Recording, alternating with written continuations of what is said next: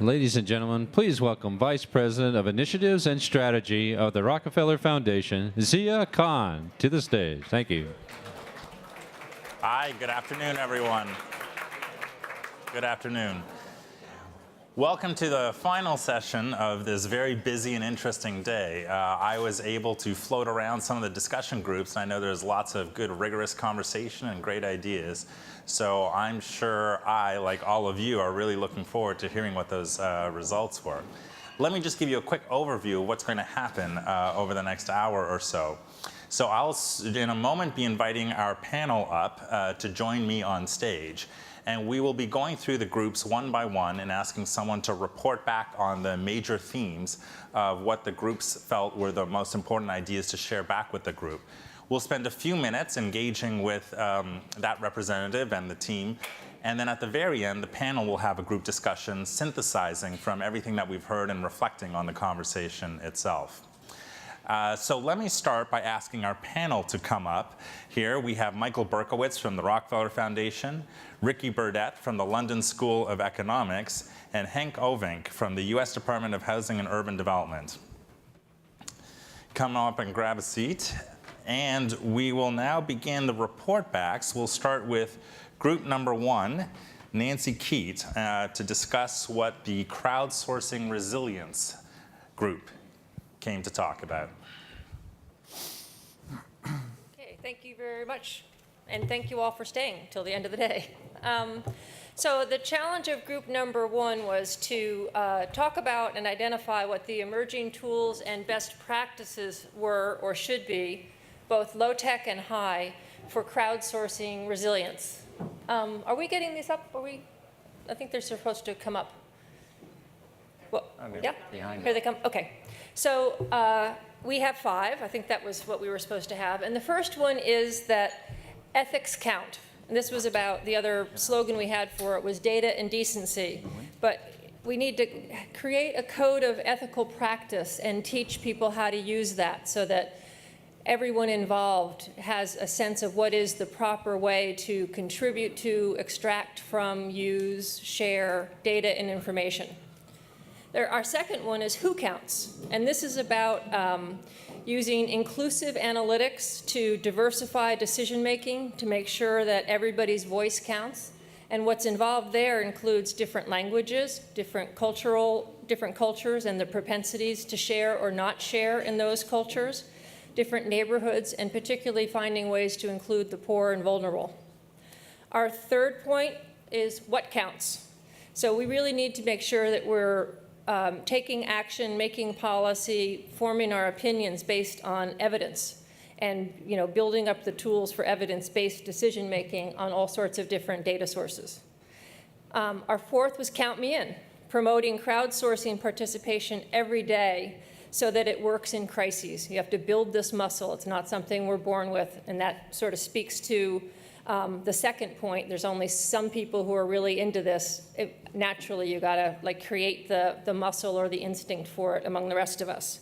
And then finally, everyone counts, whether they're plugged in or they really still prefer to talk face to face. So if we want to have community resilience, we really need to have something like resilience hubs that people can go to face, and then those can be connected in cross-sectoral and different levels of government and governance networks. And that way we can try to make sure that everyone counts and everyone's information is counted in when we're trying to build resilience.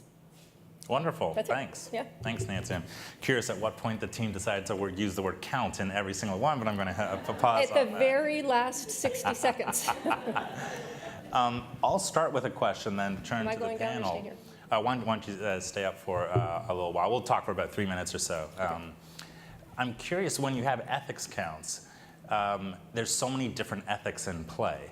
And is the sense that you need a process to come to some ethical resolution, or there is a particular form of ethics or a particular ethical stance that we need to take on this issue?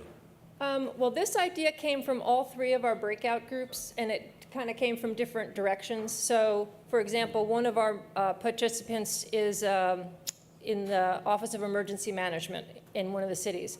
And she knew that there are people who won't participate in crowdsourcing because they're afraid that the government will use or misuse, depending on your point of view, the information that they might provide. And then that, in turn, in its normal use, would undermine the government's ability to enhance resilience in the city. So if people can't count on the government or someone else properly using their information, then it's going to undermine the end of resilience, the end goal of promoting resilience with data science. And then others brought it up in terms of you might have informed consent implied if you tweet or contribute your information for one use, but you didn't really give your consent for it to be used for another reason. And that is, from the reading that some of us have been doing, is actually becoming the cutting edge or best practice idea. I think in the end we'll wind up with a code of ethics that a lot of people will agree on, but we're not there with that in this field of data science or the use of information for resilience or for a lot of other reasons. We're getting there. But I don't think that there'll be a widely divergent set of ethical principles, and they won't be very different. They'll just be in the context of using data and data science. Thanks. Any comments, questions for Nancy? So how do you, as a question, the code, how do you think so who would create the code? Is it, I mean, if you look at all your principles, they're almost like principles. It's like everybody has to create this code. Because to create the code, you also have to be inclusive and use everybody. So did you talk about it? No, we didn't talk about it in this group. But in another group, we had a Bellagio meeting about this, and then the subsequent reading on it. You don't impose ethics from on high. It helps to have discussions on ethics, and then people will adopt ethical principles. They turn into rules otherwise, but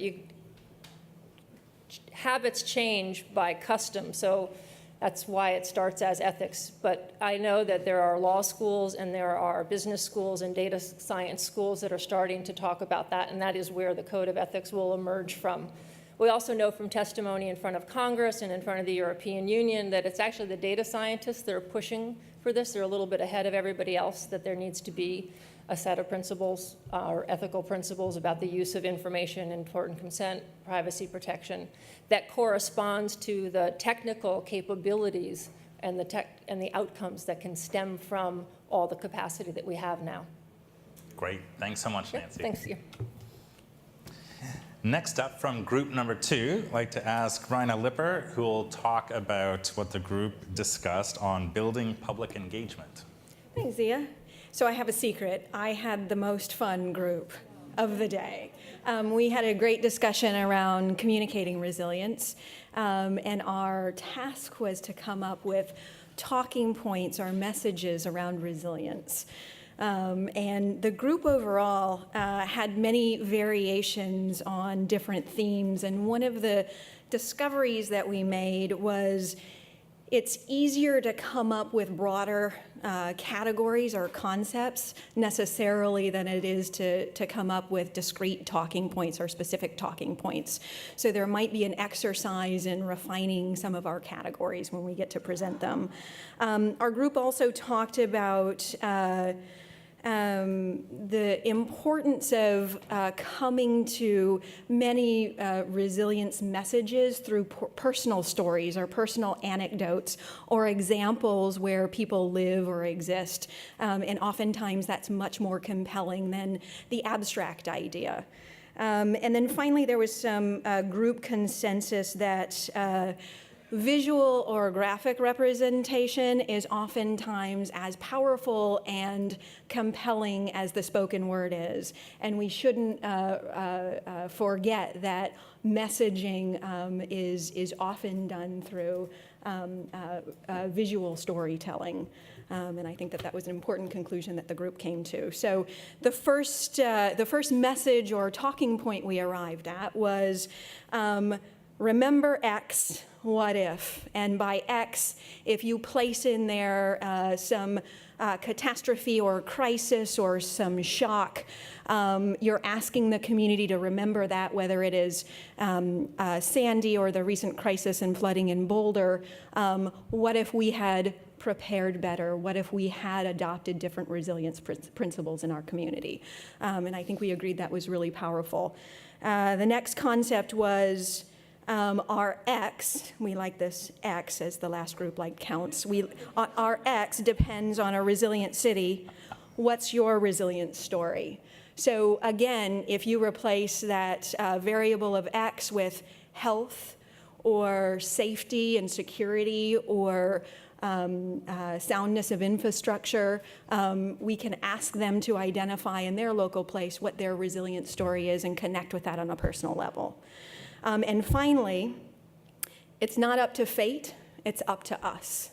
And so again, driving home the individual and personal responsibility of it's not necessarily up to an elected official, it's not necessarily up to somebody else making policies, it's up to the community to build resilience.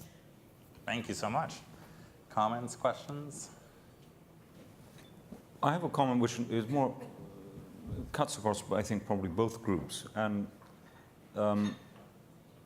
it really relies what part of the world are we talking about this issue of resilience, and how does it resonate both in terms of the different constituencies there. And it was very interesting to hear the mayors of Dhaka and the deputy mayor of Medellin today talking about actually quite a different interpretation of resilience. And what then comes to mind in some of the work we're doing at the London School of Economics and looking around other cities, Henk was with me in Rio de Janeiro recently, is that sometimes you can't actually get access to the people you want to ask these questions or stories to. In other words, they're literally not present. So even when it comes to crowdsourcing, what I mean by that is that there's no survey data. There are no maps of large bits of these cities where you can identify. And of course, in the global north, with all the other problems we have, at least we have that luxury to know where the poor people are in New Orleans or Oakland and the problems. And I was wondering whether that's something which you have thought about, and how does one deal with that? Because you've got to know where someone is before you can ask them this question. So, let alone they have to own one of these, and not everyone owns one of these. So the group discussed that in a couple of different ways, or my subgroup did anyway, was actually there are other fora to reach people at other than mass media. And certainly community engagement events. You can see hosting an event with any of these as discussion points. In a favela in Rio, for instance, we can talk about Remember X. What if we had prepared differently in our community? So you can adapt some of these concepts to the local appropriate culture using different fora or different media. And then a gentleman approached me this morning, as a matter of fact, and asked, was talking specifically about the Medellin and New Orleans kind of likeness, and asked about adaptability in North Africa, and used the mobile phone example, so I'm wondering if you two had a conversation on the side, but mentioned, how do we use our mobile devices given the pervasiveness of these tools in Nigeria, for instance. More people have mobile phone devices in that nation per capita than in some other places. So I also think it's incumbent upon us not to assume that we can't get to people using technology. We just have to get to them differently. And I think that there are opportunities to think about all of these different questions and the media and the fora that we use. Just maybe a comment. I mean, I think that this is one of the, we often talk about funding, we talk about new technologies, we talk about model building codes and planning advice and all of these things, but how we talk to people about resilience, about the risks they face and what they can do about it, is something you go to conference after conference and it's almost always absent. And I think it's really an important dimension of this story of how we talk to people, and that will take many different forms and have many different cultural implications and be delivered via many different media. But I think it's something that we as a community need to focus on as we try to catalyze this movement. Great, thanks, Michael. Thank you so much. Thank you. We'll now move to the third group, and I'll ask Lorenzo Bernasconi to join us to review what the Financing a City group discussed. Thanks very much. I'll also start with a confession, which is that our team didn't come up with as catchy titles as the first two, but that does not reflect badly on our team at all, in fact, because we were actually the most hip, creative, engaged, and by far had the most fun. It's a competition. But that said, we were actually tasked with addressing a slightly perhaps drier question, which is what steps should cities take to attract resilience building financing? And it was interesting, we had people from all different parts of the financing equation. We had investors, we had government officials, and what was actually interesting to see was there was quite some consensus actually on at least the key points that governments or city governments should do to attract financing. So with that, I'll start on the first point, which is funding for pre-deal project preparation. The idea here, and I think it relates particularly to infrastructure resilient financing, is that many projects don't get off the ground because they haven't been packaged in the appropriate way to attract private sector investment dollars. So that may be they need a certain type of a feasibility study, or even if those feasibility studies have been done, they need to be packaged in a particular way to attract private sector investments. Second point is governments should look at business incentives to invest in their own resilience. So the idea here is to use the levers of fiscal and regulatory levers to make resilience part and parcel of business practices, so that you encourage that to be part of the kind of DNA of their core business activities. Third point is to encourage forward-looking investment in resilience by insurance companies. And here the idea is that insurance companies, by and large, have the most to gain from resilience investments and the mitigation of losses. So the idea is to try to encourage that either through fiscal measures or just in terms of a convening power to bring them together to invest more actively in resilience. Fourth point was to attract impact investments to incubate entrepreneurs focused on resilience. And here the idea is really to unleash the entrepreneurial creativity that you have in impact investing and have that more of a focus around resilience. And then the last point is to redirect existing capital to priority resilience projects. And here the idea is to use the kind of precious and limited funds in the most effective way around the key resilience projects, particularly with a focus to capitalize on that through more private sector investment. So Wonderful, thank you. Any questions or comments? I have a question. It's on one end, it's about how you do it, but on the other hand, it's also how you get the dollars, or the euros, or the yens, or the other currencies around the world. And did you? I mean, these are almost ambitious ambitions. Did you talk about how do you actually get those dollars? Were there insurance in the room that actually said, okay, yeah, this makes sense. If we reduce risk, we have to pay less when something happens.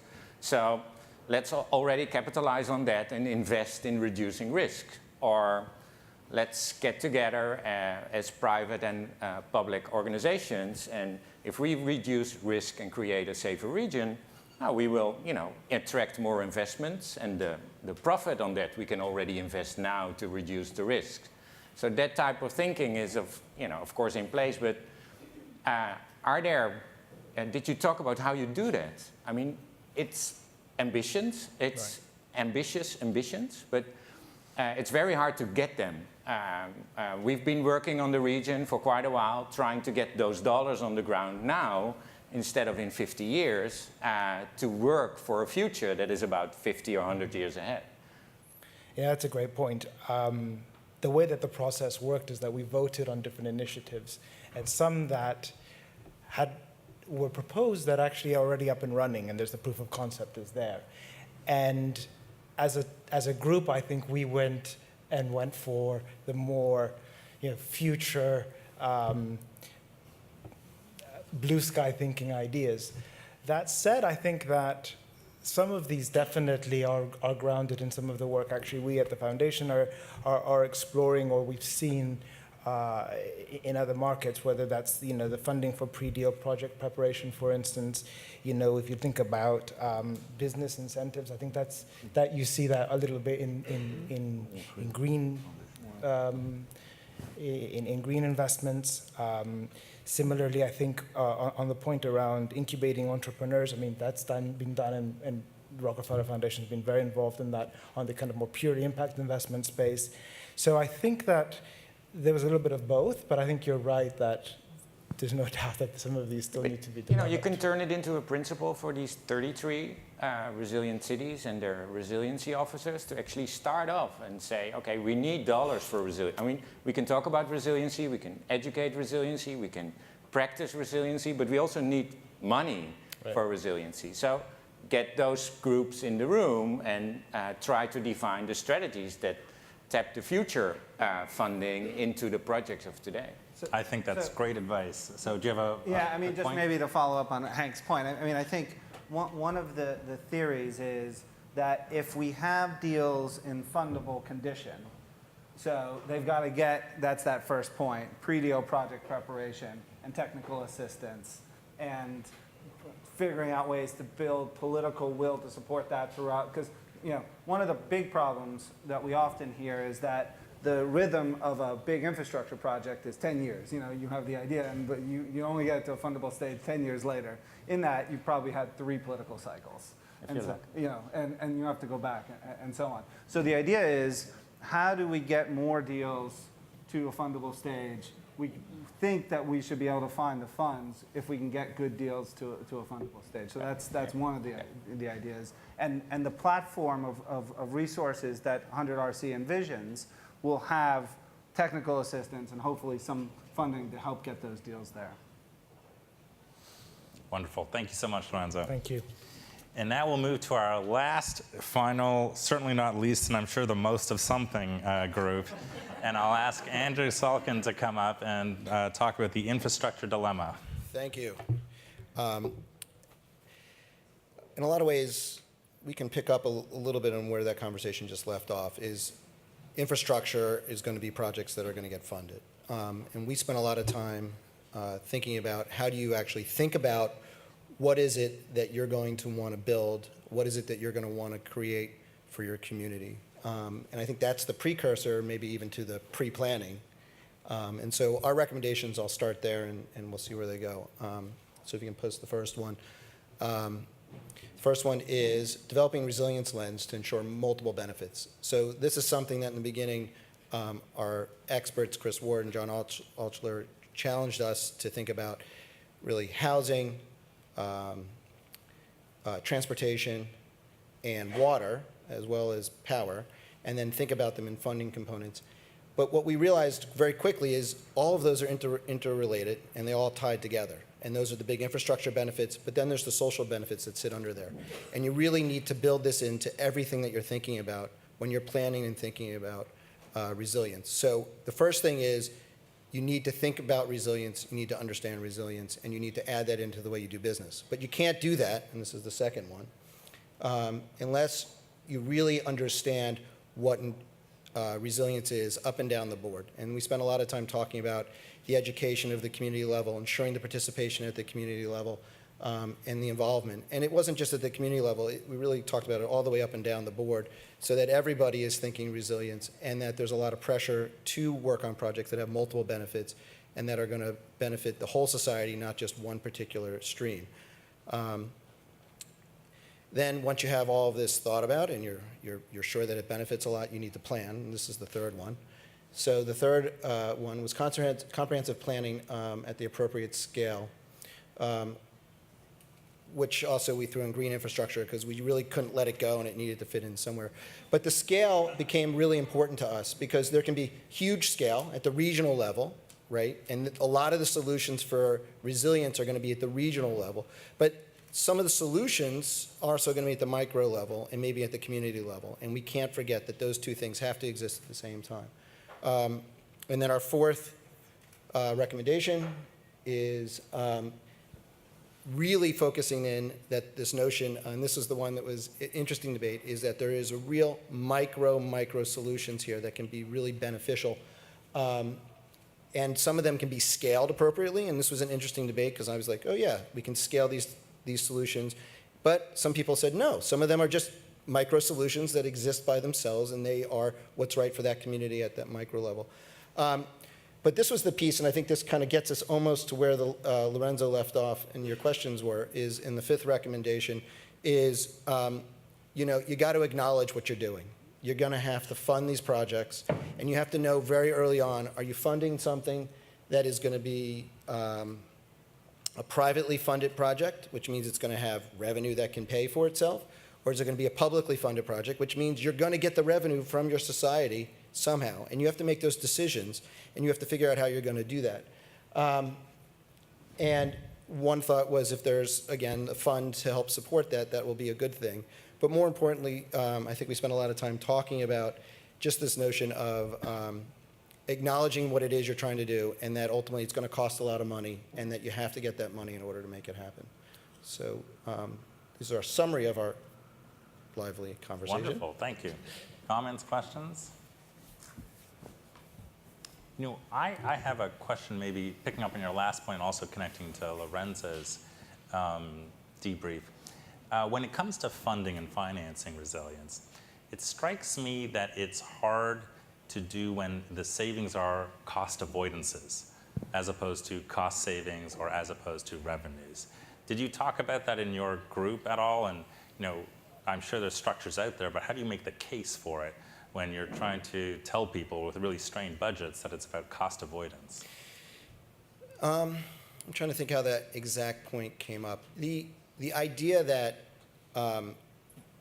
there are real revenue opportunities that exist, and to recognize that those revenue opportunities exist. And I think there's a lot of cities that practice large-scale infrastructure projects or infrastructure projects as a whole that throw off revenue, whether it's actual cash savings or new money that can be leveraged. The question is, what do you do with it? And what we're advocating is that, in a lot of ways, this money gets leveraged for resilience as opposed to maybe education or something like that, because it's all tied together.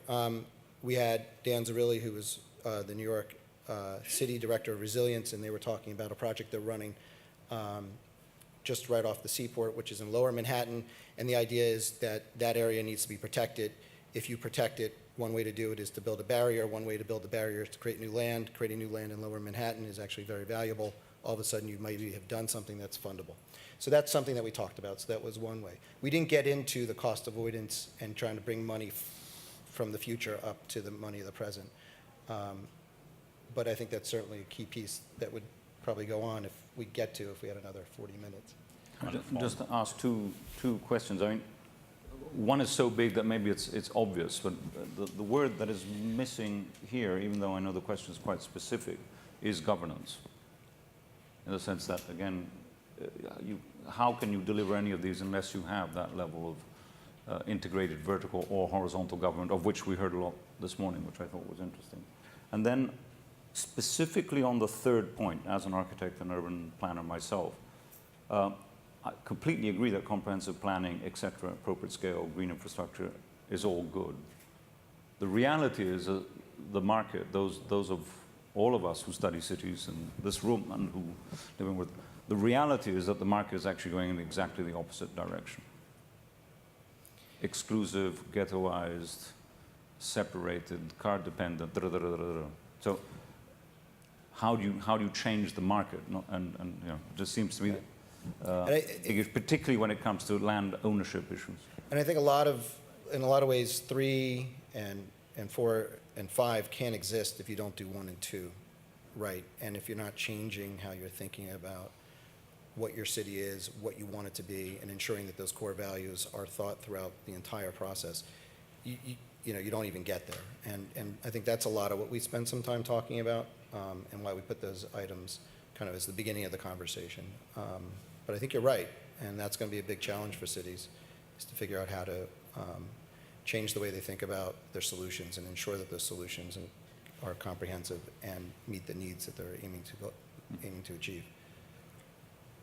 Great. Thank you so much, Thank you. Andrew. Well, I want to thank and give a round of applause to all of the presenters for such an excellent set of views. So I think, I'll start maybe by posing a question to the panel here. I think we heard a lot of really interesting ideas. And the question then becomes, and you're also experienced in the practice of this, what needs to change most in the status quo for some of these ideas to gain traction? So what is it that people are doing right now that feels right to them, that needs to change at a root cause level as opposed to a superficial level to get some of these ideas to have traction as we envision a world with more resilient cities, at least 100 of them, going forward? It builds a little on what Ricky just said, is how do you, and what I asked before is how do you do it? Now there's 2 approaches. One is that I could say, so what should change in the world? And then we have a list, and it's going to be long. And the other is what could 100 resilient cities add to that? So I take the latter because before you know it, I'll get my wish list out here. But is the guidance of these cities starts with embracing some of these principles and some others, of course, that you already developed, and get those governments and non-governments at the table to start actually testing them and work on them. So I think testing could be a principle to actually make some of your principles work in practice, to get the different groups heard and at the table, start with such a fund, not as not immediately start to institutionalize everything, because if you start to institutionalize, everybody will, back off because you're in their power zone or you're in the area of expertise or whatever. But the experiment along projects could actually build a suite of projects along these 100 resilient cities where you can actually test how you do this. Then the second is that, a lot of it is about how do you get as much people in the room from all levels and all layers and small scale as well as the region, national or federal and community groups. I think that's also very complex. I think sometimes you have to acknowledge the key partners and sometimes you have to diversify your approach and also acknowledge government. The inability of government across the world is key, but at the same time, a lot of the funding, policy, and regulations come from government. So if you don't include them, you're lost. And the third, which actually taps into the discussion of this morning, which I found missing, is talking about a city, and that's so comforting that you have the California 3 cities, the region involved. Talking about a city without talking about the region and resiliency is actually a no-go zone. So California can set the standard for that. They would like that, I guess. I don't know. They might be here still. And using this regional scale for change on the local or community level. Yeah. Very helpful. Michael or Ricky, anything that you agree with, disagree with? That Hank just I always agree with everything Hank says. Wow. But I was thinking of your question. I think it's very important to frame that question around, again, I'm going to repeat a little bit what I said before, where you are in the world and at what point that particular society is in the, let's call it the development, economic and political cycle. Because I think you get just very, very different answers to that. And we heard it this morning. I mean, the mayor of Dhaka, when he started talking about the biggest issue is unemployed youth because of the absence of fishing. You know, it's such a completely different ball game. In Medellin, you don't have those problems. You have others, and in Oakland, you have yet another set. So I think just not trying to have a cookie cutter resilience thing is really important. And I think that, I mean, what is good about this initiative, yes, it's trying to sort of encompass everything, but it is nearly wanting to get its hands dirty right at the beginning by having as many cities as possible. I mean, 100 is going to be a lot, and the experiences are all very different. Now, so I think that's a very important way of just the starting point of every conversation. In this city, what actually are those survival sort of issues? A second point which really struck me, and again now I'm standing back and reflecting on having had the unique experience together with others, with Judith and a few other jury members, and Peter Head is here also, which is great, is to just read what is happening in our case, 50, 60, 70 cities. And the point that was touched upon this morning, again and again, is that the link between things environmental and things social is very, very significant. And I think that's a bit of a sea change also in the discussion in academia and certainly in practice. We heard the sort of rather naughty question about the city engineer without a social conscience. And I think that is actually changing. But the fact that these two worlds do connect or can connect, I think is absolutely critical, to take everything out of just the environmental technical box and also the social poverty angle out of just that one, I think is important. But, and I think this is a very significant thing for all of us who are involved in cities, we also have to be incredibly aware that there's also always a political expedient. And sometimes, and it's unfair to mention names and places, but there are cities that at the moment are pursuing ethnic cleansing on the basis of a potential earthquake.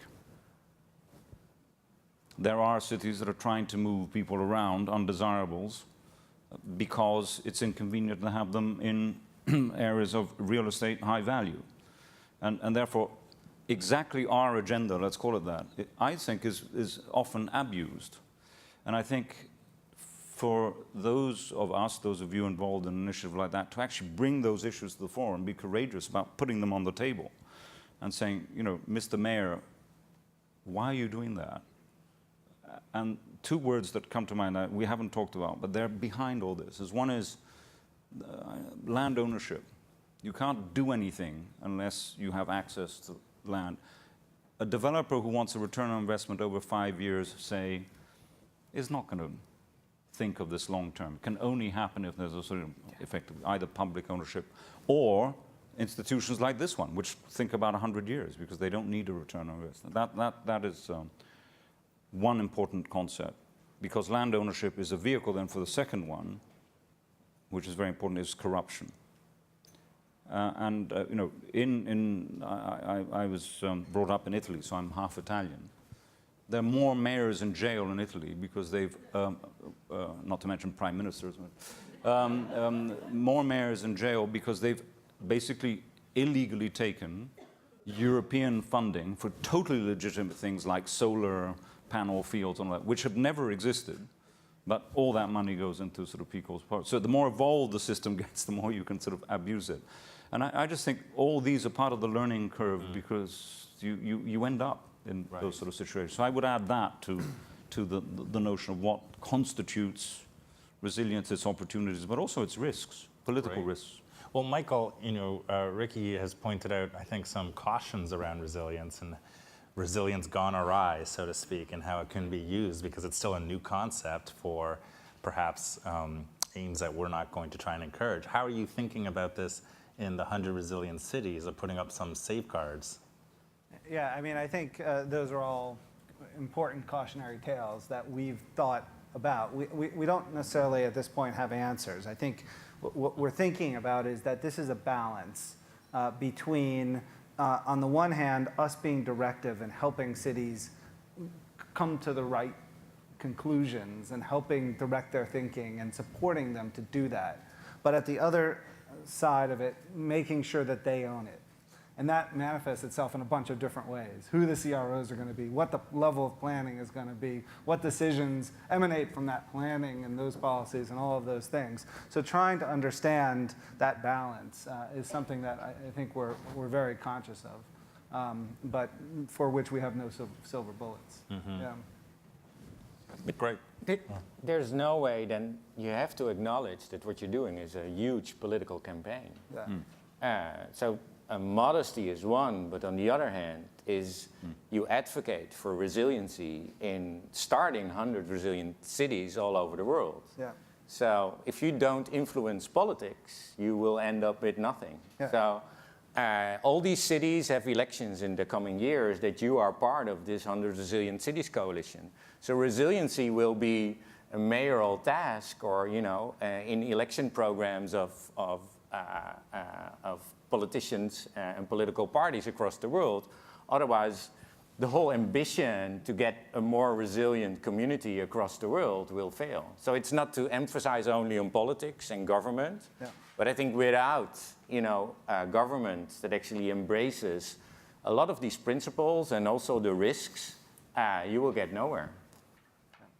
I completely agree. I mean, I think going back to Zia, to your original question about what the big idea is, I mean, part of this is around, like I said a little bit this morning, one of the big bets we're placing is around the idea that coordination will work. That if you put a central chief resilience officer and you empower that person with a strategy that makes sense, that's bought into, that will unify in some ways the disparate efforts that are going on. And that will be a very powerful tool some way. So there are innumerable, I mean, this is one of the challenges of building urban resilience, that there are such complex ecosystems, that there are so many different formal and informal actors that influence this in all kinds of different ways. So there are many, many missteps. And I think you're right. This is maybe at its core a very political kind of exercise. But the idea that coordination will facilitate all of these other things, this, connecting these efforts, allowing us to scale solutions into the cities, that's one of the big bets we're making here. So let's pick up on this notion of the Chief Resilience Officer. We've talked a lot about themes and sectors and systems, and let's bring it down to that specific individual now. And I know, Michael, this is probably something you're thinking a lot about, so let me start by asking Ricky and Hank, what advice would you have for that individual? And I know it varies by context and country and location, but imagine that you're in that person's office, they had just started, they're a month in the job. What advice would you give them?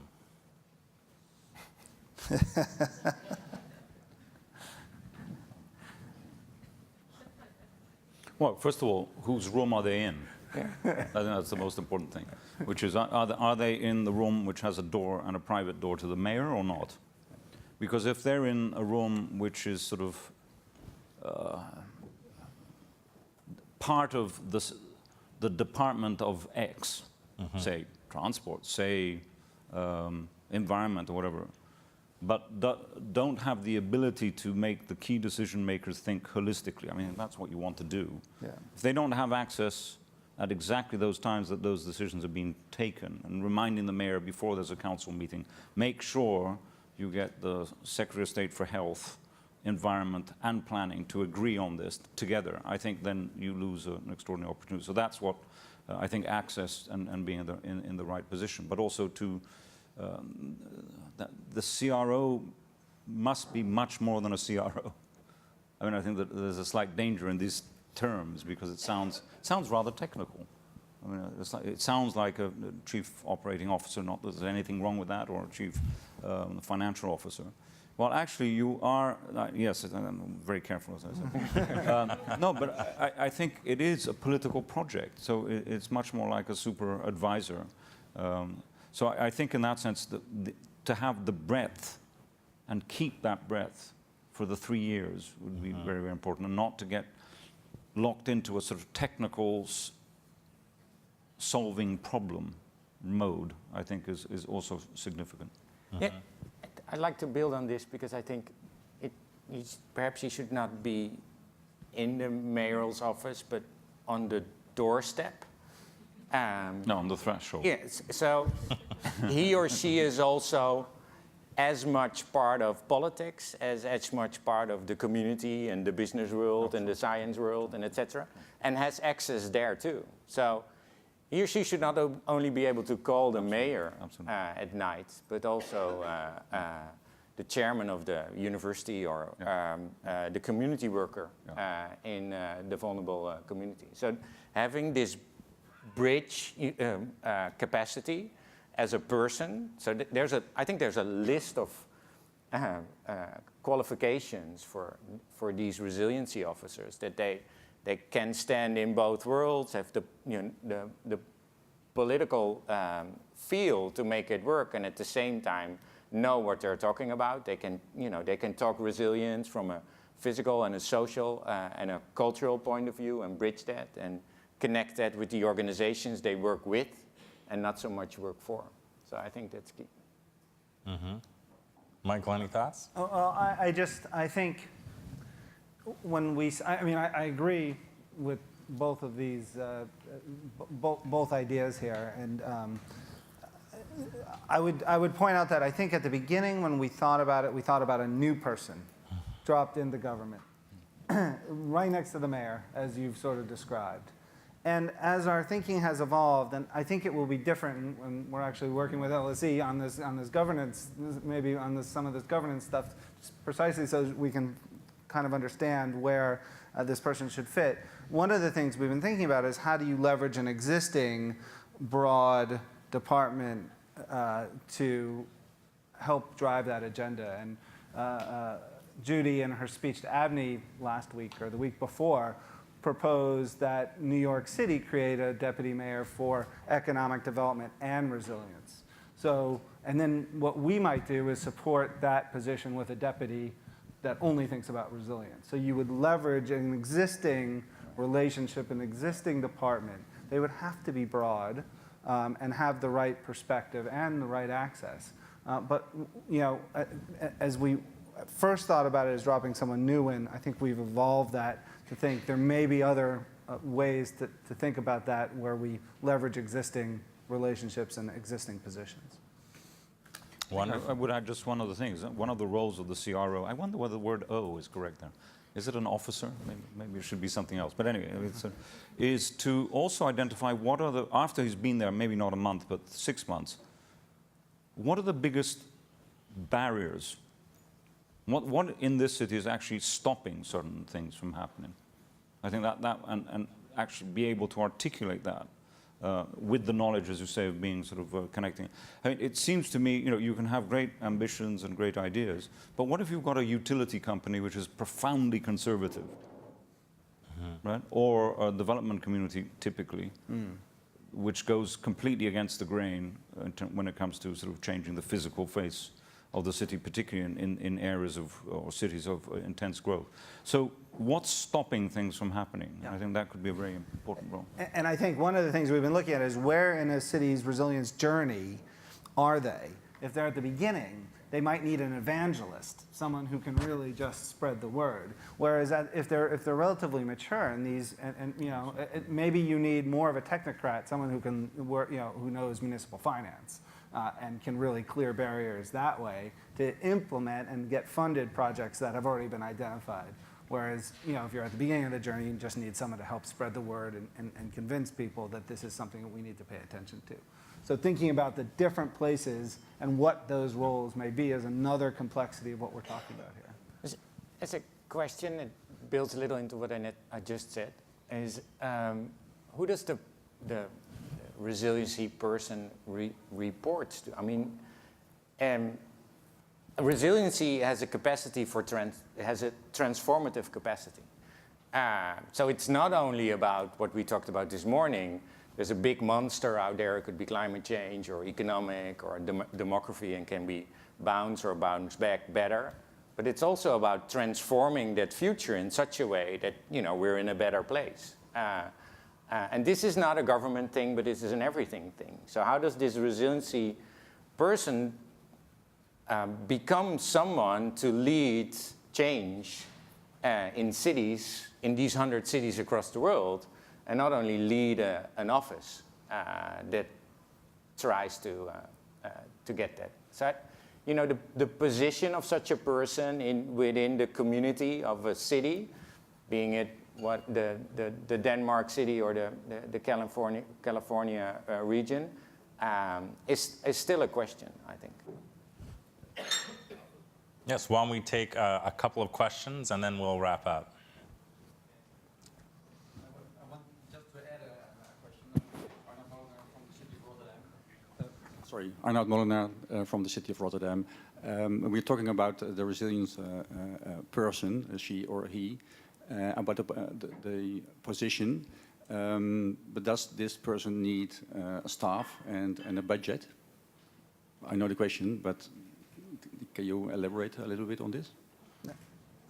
So this is partly behind the thinking of taking an existing position, like a deputy mayor for economic development, adding resilience to that title, and supporting that person with a deputy purely focused on resilience. So you could sort of leverage some of that. I think, depending on the situation, definitely the person needs some staff and some budget.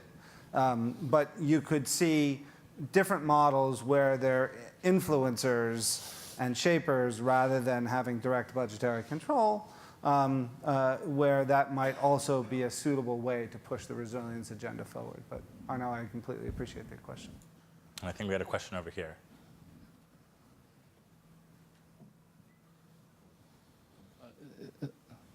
It seems like, first of all, it might be hard to find such a person that you're describing in a lot of places. But it seems like the other part of the debate is the mayors themselves. That, you know, you've got these great mayors who have bought onto the concept that it seems like they are really the ones that are going to have to drive this not only for themselves but for other cities, and that they are probably in the best position to do that.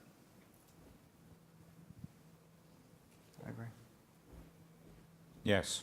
Yes. And maybe one more question over here. Hi. I just wondered, I think it's a fantastic idea, but just two thoughts struck me. The first is, it's a huge job, and 3 years seems a very short time to do that. Would you not have thought that it has to go past more than one mayor for it to be embedded? And 3 years is, as you said, it's kind of a one term. So I would have thought you need two. And if it is a 3-year term, what would success look like for you? Like, what would you like to hear back? So ultimately, success is about better outcomes, right? So that cities do bounce back quicker, are less impacted, are able to learn from each other, right? So that's the sort of big picture. But if you think about the tactical things, it's very much along the lines that you've been alluding to. We want, the success will look like, you know, in 20 years when you wouldn't run a city without a CRO any more than you would without a chief of police. And in 5 years, that cities rehire the CROs on their own, and that other cities see the wisdom of that and start hiring, you know, who are outside the 100 resilient cities, and start hiring CROs on their own, right? Success will look like, you know, us catalyzing a global community of practice where this was not a job on anyone's resume 5 years ago, and there will be a new community of practitioners. So I think that's certainly part of what success looks like, particularly around the CRO. The other thing, just coming back to your 3 years, I think we're continuing to think about what funding would help embed this. But we hope that after 3 years, the CROs have demonstrated enough value that cities see fit to spend their own tax base on that. I think it's a relatively small investment if the CROs can show value. That's great. And why don't we wrap up the discussion now? Clearly a fascinating topic covering lots of different issues, ranging from paradigm shifts in how we think to the nature of the doorway of the CRO to the mayor's office in a literal and figurative sense. So I just want to say thank you to our panelists for joining us this session and having a great discussion after all the great things.